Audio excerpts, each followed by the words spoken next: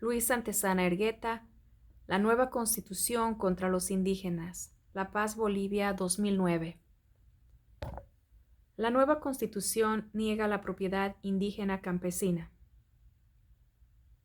En defensa de los indígenas y campesinos de Bolivia, se hace preciso denunciar que la nueva Constitución Política del Estado es contraria a los intereses históricos y económicos de ese gran sector social boliviano, que, por ese medio, resultó tanto o más discriminados, excluidos y sometidos a la miseria y al despojo de sus tierras y sus derechos democráticos, que en tiempos del feudalismo de 50 años atrás.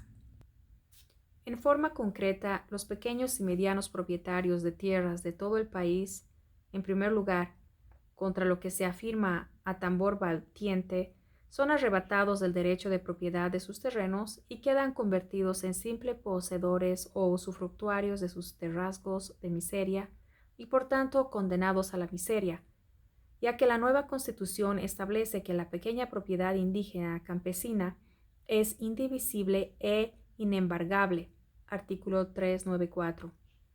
Aspectos que precisamente vulneran profundamente el derecho propietario por el que luchan en forma milenaria los trabajadores del campo en el país. De otro lado, la propiedad indígena comunitaria o colectiva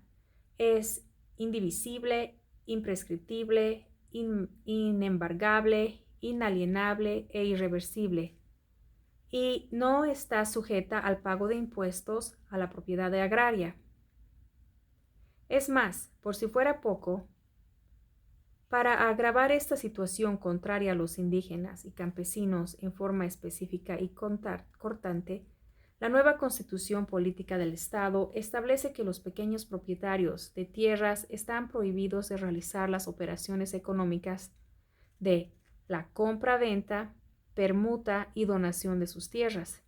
como reza totalitariamente el artículo 3952 del texto constitucional. Esas disposiciones están dirigidas a la totalidad de los campesinos indígenas del occidente y oriente del país, quienes desde 1953 recibieron por la reforma agraria el derecho absoluto de propiedad, o sea, la capacidad de hacer con sus terrenos lo que más les convenga con la más absoluta libertad. Es decir, permutar, vender, comprar, hipotecar, heredar y ante todo trabajar sus terrenos. Pero resulta ahora que nada menos que paradójicamente por vía de la Constitución, los agricultores han sido privados de un plumazo de esos derechos consagrados por la Carta de los Derechos Humanos, ya que sin ellos no existe la propiedad de la tierra. En anteriores oportunidades, diversos gobiernos de derecha dictaron por decreto los mismos recortes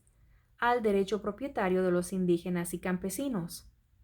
medidas que causaron la parálisis de la economía agraria del país. Pero ahora resulta que medidas todavía más duras son aplicadas por medio de la Constitución, lo cual determina efectos todavía más catastróficos a nivel nacional.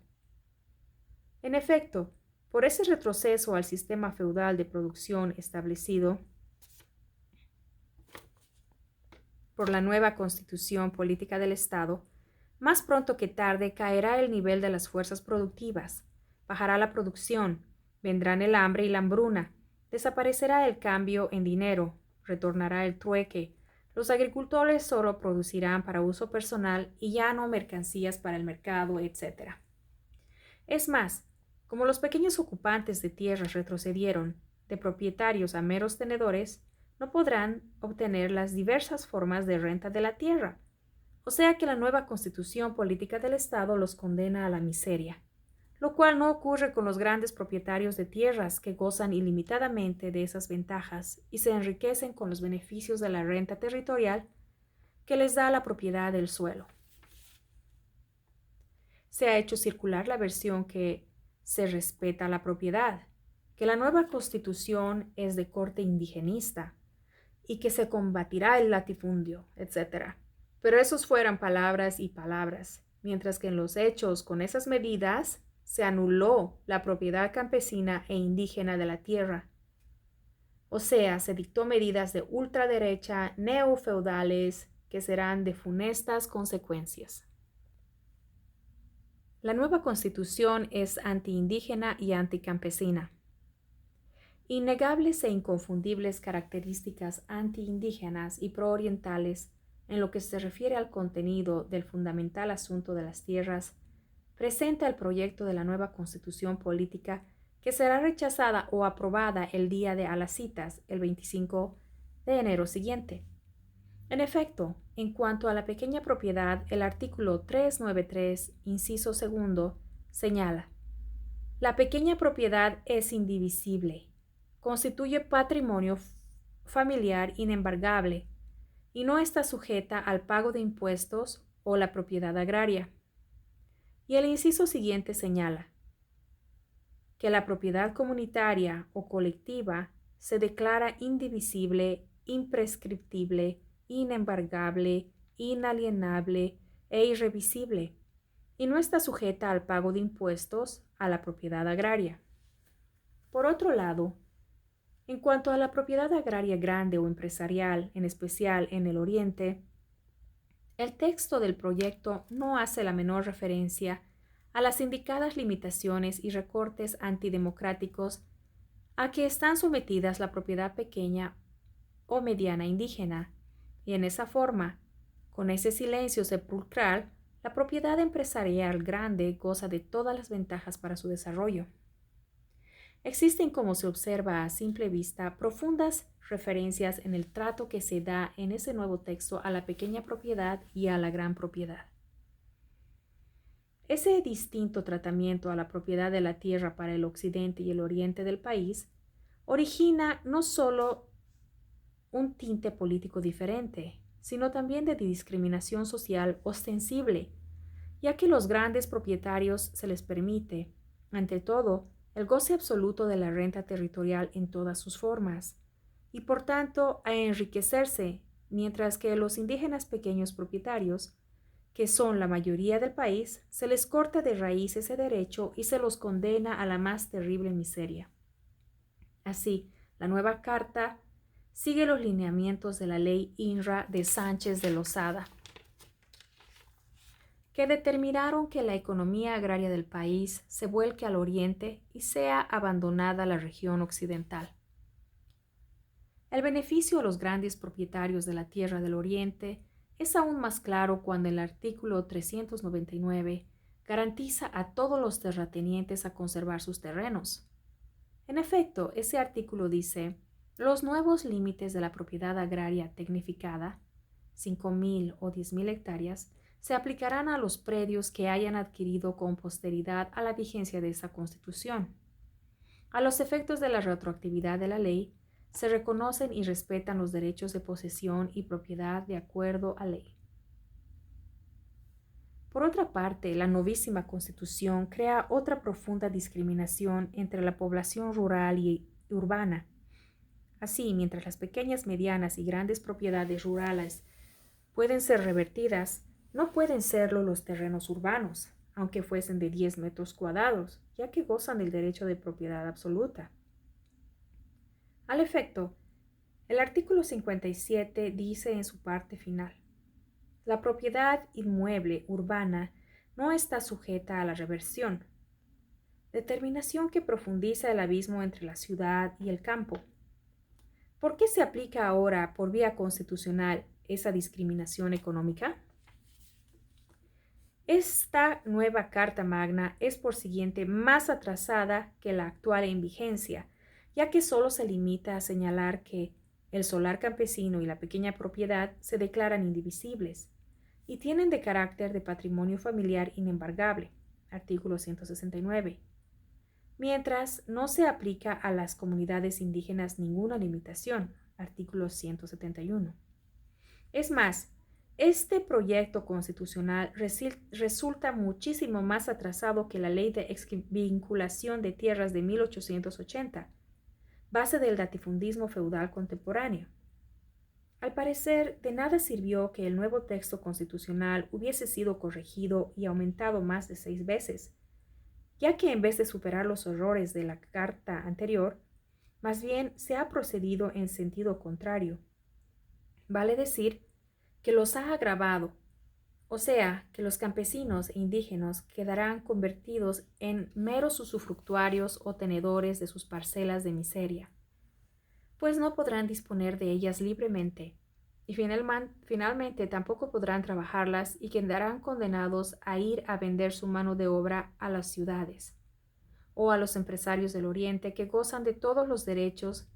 de que han sido privados los indígenas comunitarios y campesinos del Occidente. En síntesis, en vez de defender a los indígenas campesinos, se va contra ellos.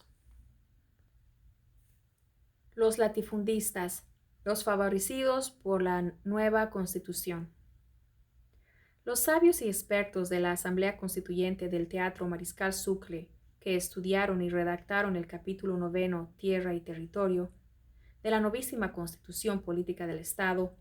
aprobada por el 60% de votantes en el reciente referéndum de Alacitas, se esmeraron en dos medidas neofeudales. Primero, perjudicar a los indígenas y campesinos del altiplano y los valles para arrebatarles todos sus derechos económicos y democráticos. Y segundo, beneficiar al máximo posible a los grandes agricultores empresarios de tierras del oriente del país. Increíble, pero cierto.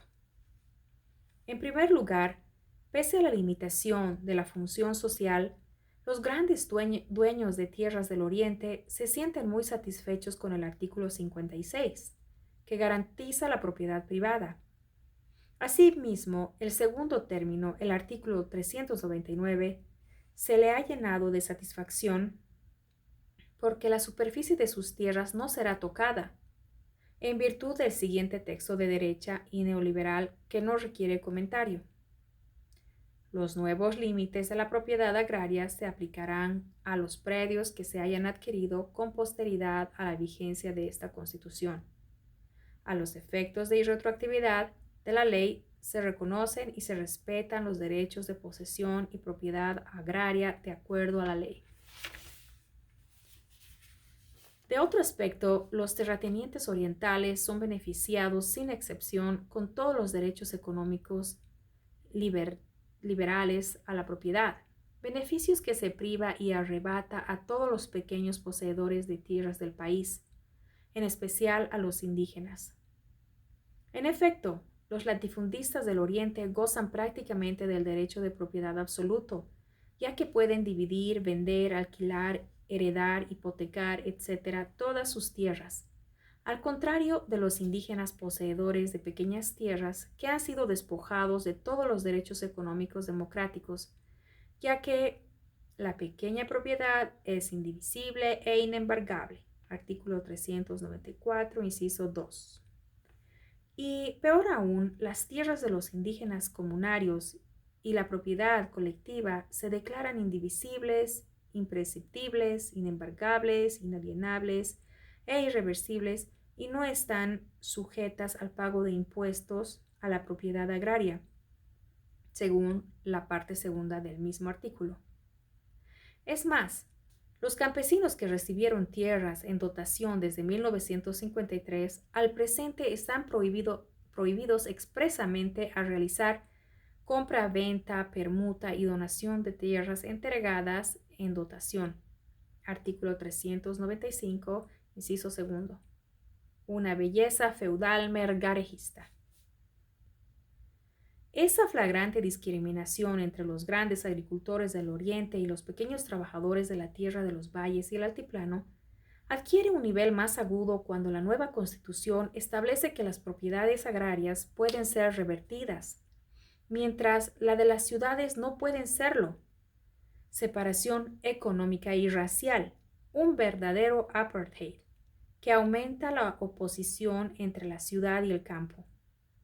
Esas características específicas de la nueva farsa magna, claramente remarcadas a lo largo del capítulo 9, se niegan a los poseedores indígenas y campesinos, de hecho y de derecho, el derecho propietario, mientras a los grandes dueños de tierras del Oriente se les garantiza en forma total esas condiciones. Por esos aspectos esenciales, los efectos de la nueva Constitución podrán ser también políticos, pues muestra, por un lado, los grandes hacendados gozan sin límite alguno de todas las garantías liberales y las ganancias que producen las diversas formas de la renta territorial, y en algunos casos,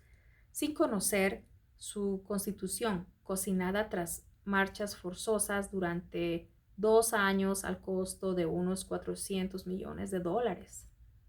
Finalmente habrá que preguntarse, ¿quiénes fueron los que redactaron ese capítulo con el franco fin de desestabilizar la actual situación política del país? No se sabe, pero ojalá en su momento Dios los encuentre confesados.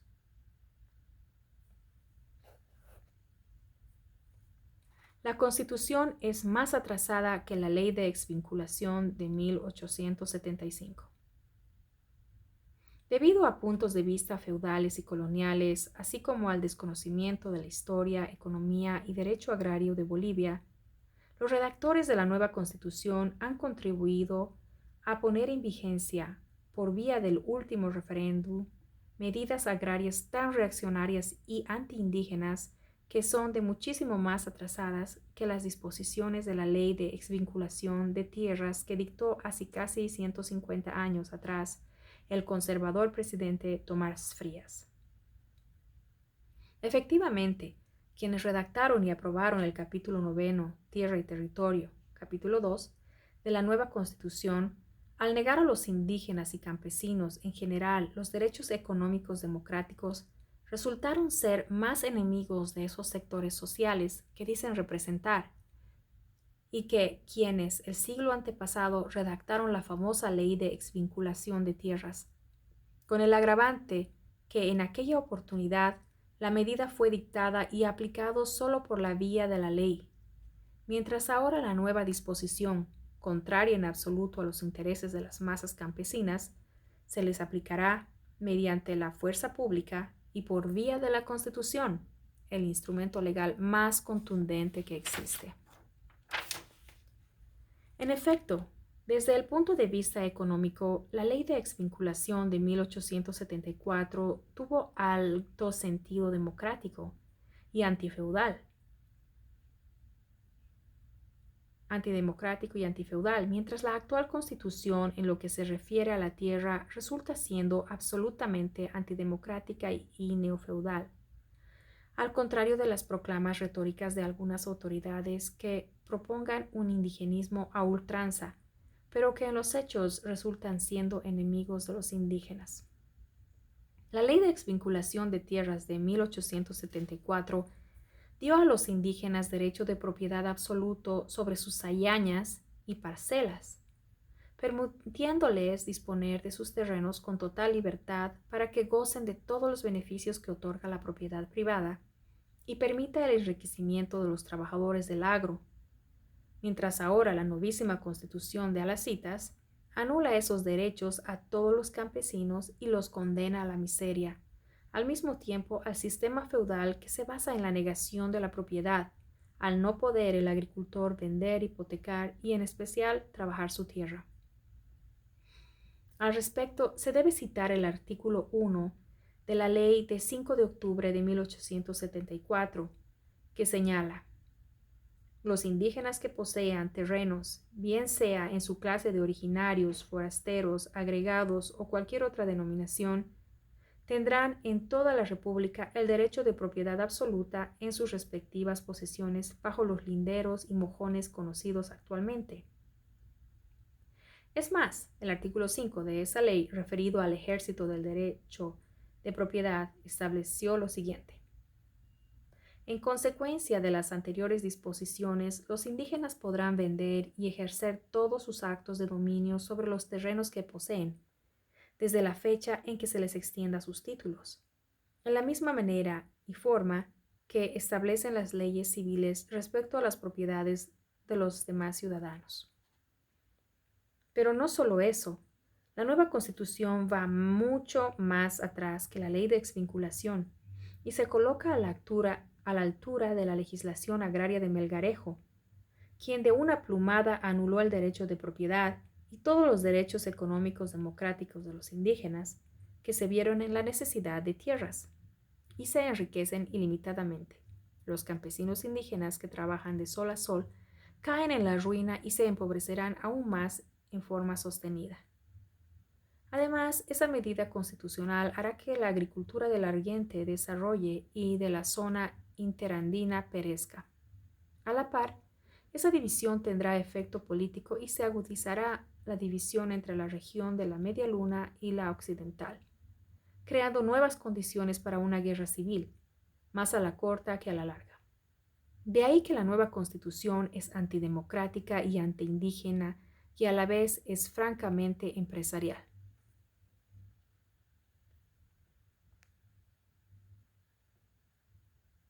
Catástrofe económica agraria amenaza la nueva constitución.